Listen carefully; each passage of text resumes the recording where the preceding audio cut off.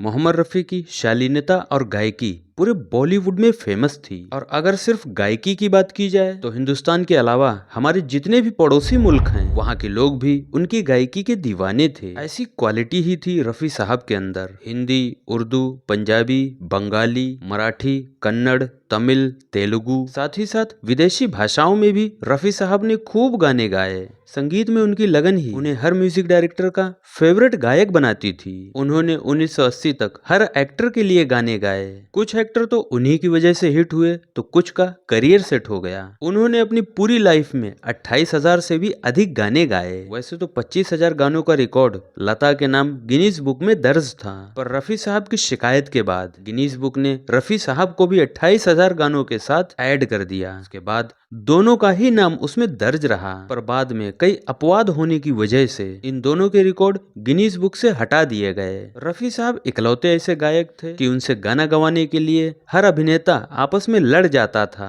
रफ़ी साहब को बीच बचाव करना पड़ता था। वैसे रफ़ी साहब को हिंदी गानों ने अधिक फेमस किया। हालांकि वे गाते कई भाषाओं में थे पर अधिकता हिंदी में थी। हिंदी से ही वे फेमस भी हुए, लेकिन उनकी शुरुआत हिंदी गाने से नहीं हुई। उन्होंने अपने गायन की शुरुआत पंजाबी गाने से की थी, वो भी 1944 में। उस समय रफ़ी साहब की उम्र लगभग 20 साल की थी। 20 साल की उम्र में उन्होंने संगीतकार श्याम सुंदर के निर्देशन में अपना पहला गाना गाया। ये गाना जिस फिल्म के लिए गाया गया था वो थी पंजाबी, जिसका नाम था गुल बलोच। इसमें उनका एकल गीत नहीं था बल्कि डुएट में जीनत बेगम भी थीं।